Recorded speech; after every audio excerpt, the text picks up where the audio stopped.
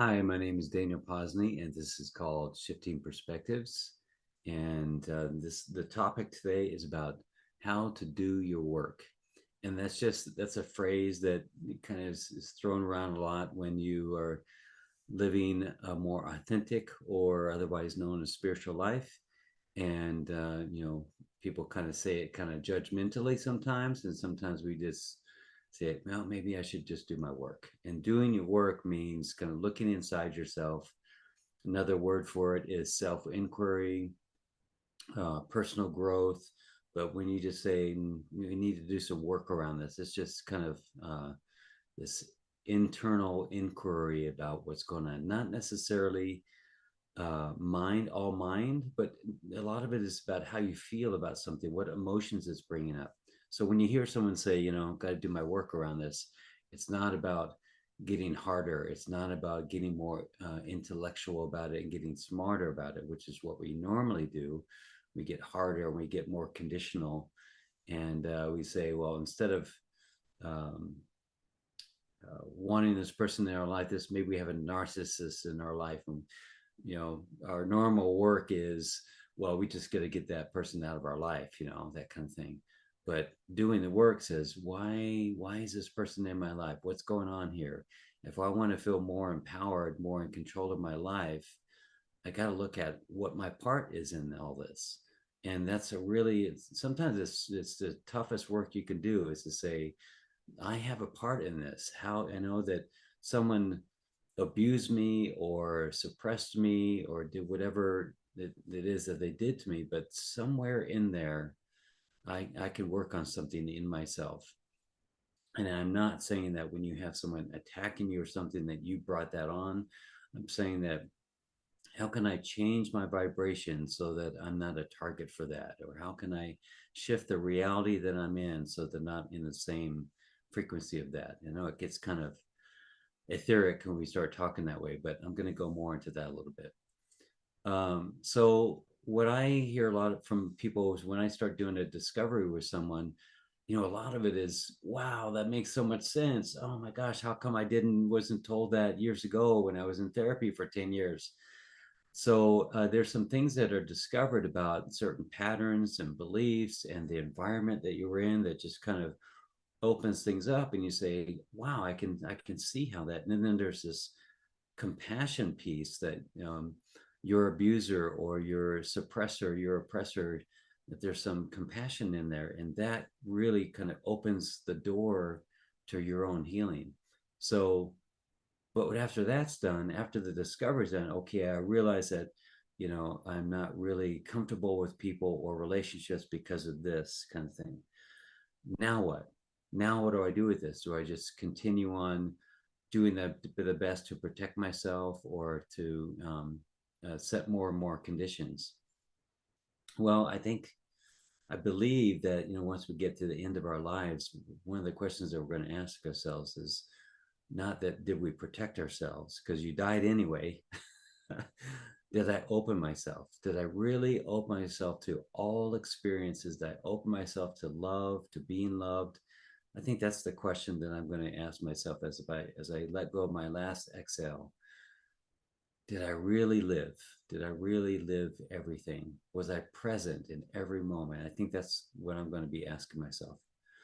So, how do you fix what it is that you found out about, what it is that you know is the reason for your suffering or your pain? Maybe you found out what the emotional cause is to your illness. Okay, now what? Now you can start to live better, treat yourself better, eat better, exercise, and those kind of things. But internally, what can you do? So I'd like to kind of go into that. The first part is about peeling away, and I kind of I see that as like kind of we peel away these layers of conditioning that have been layered on top of us. So when we were a little baby, we didn't have any layers because we didn't have any experience of the world. And then even through um, uh, benevolent circumstances or good feeling environment, still things can be twisted and distorted and make it into something that doesn't feel very good. You may get the wrong impression about someone, or You might not be invited to the little kid's birthday party, but not because they didn't like you, because they just forgot, or they didn't have your number or something. And then that plays into your mind, and your mind will distort that into some belief about yourself. So the first part is peeling away the layers of what you believe to be true. I'm not lovable, I'm not worthy, I'm not tall enough, I'm not skinny enough, all those kind of things that play into your psyche and your personality. And I like to think about, like, if okay, if this is true, if this is really one of my limiting beliefs, could I take this to court, the court of emotional trauma, and have the attorney on the other side who's really working the best for you, but really is kind of litigating your ego. And he's saying, isn't it true, Daniel, that you do love yourself? Isn't it true, Daniel, that this was all brought on by this one little instance that you thought that people didn't like you? Isn't it true, Daniel, that you were embarrassed because you had a zit on your forehead in seventh grade and then you shut down and that led to this? It would just be kind of this really factual, if this is true, let's look at this. And then it might come to the end where you would say, isn't it true, Daniel, or whatever your name is, isn't it true that all of your problems have been fostered and birthed by your own mind, not by you, but by your mind? Isn't it true that you've never really been able to trust your mind? Isn't it true that your mind makes up things inside of itself and gives that to you as your reality? It's like once you kind of get that little litigation, that truth, that factual information, all the stuff that isn't factual, all the stuff that isn't true starts to fall away, and you start to let them go. So I kind of got myself to many times where I'd say, you know what, this is bullshit. This idea that I've held on for so long, this isn't true. So little by little, you start to kind of, I don't know, you kind of walk with your chest out a little bit more, your back gets a little bit straighter, your voice gets a little deeper, your clarity of thought and speaking gets clearer, because you're not just trying to please everyone. You're actually in this for that, you know who you are more, and your boundaries are stronger and all that. So it just becomes this lightning, um, lightning of self. Like you become lighter and lighter and clearer because of you're not dragged down with this old beliefs. And there are stories out there of people getting that done in an instant, but I haven't been one of those people. But it's just been kind of a journey over so far 22 years or so, just letting go of those things and really looking at them. So it's kind of like something would happen, I would get a normal reaction to it, and then instead of just keep on reacting and closing down and conditioning and putting on this mask of personality to protect myself, really, instead now I get a little reaction and I look at it and I say, okay, what is going on here? Like, it's instead of just kind of not looking at it and just going forward, now I kind of turn my attention over to this mind. This is where my mind sits, sort of. So I kind of turn my attention to my mind and then I question it. I kind of put it on the stand and I say, hold on a second, this smells fishy, what's going on here? This doesn't feel good. This has the flavor of fear going on here. So it's kind of like I put myself in a new position of uh, not to be bullshitted. And from that place, I get to look at my own self and not speak from my own mind, and not back up my mind with all of its thoughts. Now I'm not. This is not my best friend here that I'm looking at. This is someone that is not doesn't have my best interest at heart. It has its best interests at heart, and that's what I kind of need to kind of learn is, if that's true, then what it tells me, I need to question. I need to litigate a little bit. So that's one thing. It's just a process of peeling away the layers and looking at things clearer and watching your own reactions. It was years ago that I read this pretty famous book called Be Here Now by Ron Dass. And it's a funky book, it's pretty thick and it's got these pages that are made out of this brown paper bag material with all these swirly symbols and goddess symbols and kind of sexual references and just really kind of hippie kind of stuff. And when I first read it, it was just kind of out there and I didn't really get it. But the second and third time that I read it, it's kind of like I moved my frequency into that frequency when Ram Dass wrote that book, and I could really understand it. I could relate to it. And one little story in there that he tells about doing your work and watching your reactions and that kind of thing. He tells a story about, like, imagine a guy walking down the street on the sidewalk, and walking up the other way is another guy, and they both look at each other wrong or something, and they bump each other's shoulders. And then, guy number one punches guy number two, and this happens every day, and they both get more and more into this thing, and he keeps on punching this guy. And then guy number one goes, I am not the master of my emotions. And he decides to do something different. And he goes in there, sees the guy, they bump shoulders, and he thinks about saying, so he thinks about not reacting, but he still punches him. And he's like, oh shit, man, I didn't follow through. But then the next day happens again, and he thinks really hard, I'm gonna do this the right time. And then he bumps shoulders and he punches the guy again. And every day he just does his best to do it. And then he starts uncovering things about himself. He starts looking at himself and start to having more awareness about his thoughts and his reactions, until finally that one day he bumps shoulders with this guy, and he thinks about not punching him, and he refrains. He holds back and he just looks at the guy in his eyes and maybe gets some, like a knowing, compassionate look, and then it's done. That's kind of the process.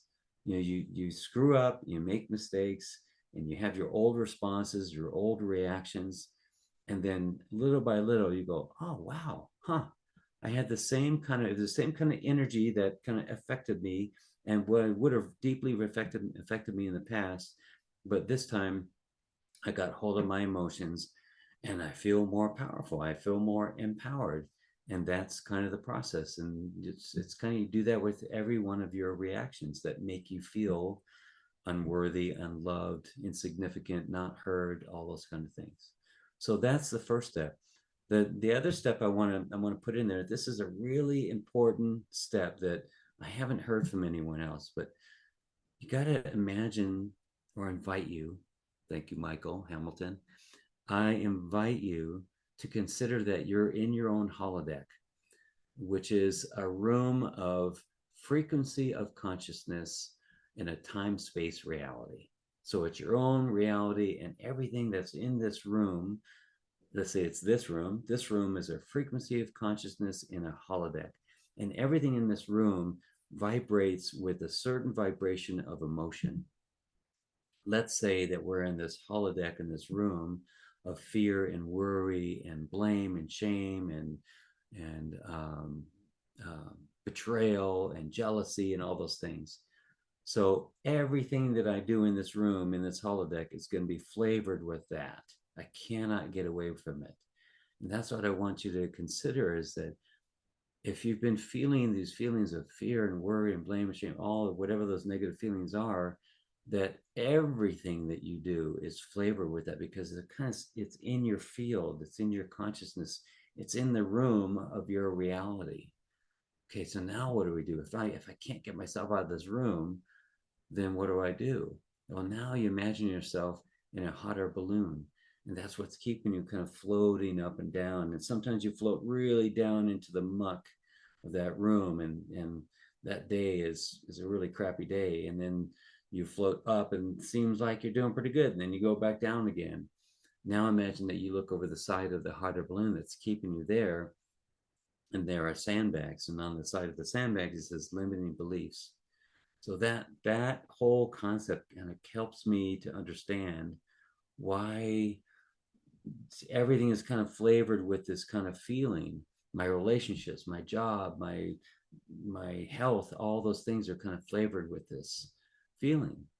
It's because I'm not kind of in this range of consciousness. I'm in this holodeck. It's that everything is of that frequency.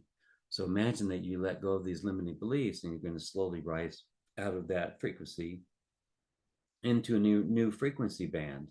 And what my wife Valerie says is, you what your what your old high was is your new low. What your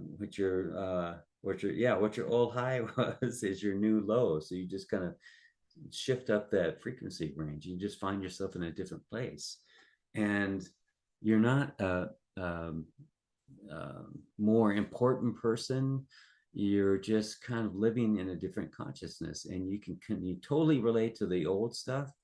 It's just that you have access to things that weren't in that room before. Now you're in a different room. You got different thoughts and ideas and beliefs and consciousness available to you. So that is a really important piece. If you can kind of put that into your mind, that whatever is coming at me right now, whatever I'm experiencing right now, is because I'm in the room of this. And if you've narrowed down in the previous step of what your kind of theme is, whether it's guilt and shame, obligation, people pleaser, whatever the thing is, that is what your flavor was. That's what your theme was, and that's what the holodeck was. So you take yourself, you heal and integrate those things, letting go of those limiting beliefs, and you kind of come out of that.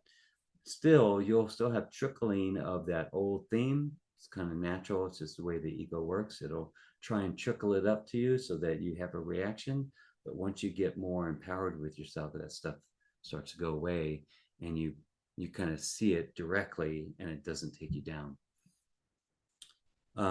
The other step is just awareness. It's not more analyzing. It's like you get to a place where you just really understand the whole picture enough, and that's why people say, "Okay, I got it. Now what do I do?" So it's just being aware of the scene. It's being aware of what's going on. Um, it's more like, look how I was spiraling up into this feeling great. Everything was doing, we were having this conversation, and it was just spiraling up. And then your mind took over, and it wanted to ask a question. So the answer isn't to answer this question that your mind has come up with, because that's keeping you in the same loop. You spiral up, and then the question comes, well, how long is this going to last? Or that wasn't greatest because of this. Your mind starts to try and take charge again. So the solution isn't to address the mind and comfort it and coddle it and, oh, it's going to be okay, it's not going to take as long as you think, all that kind of thing.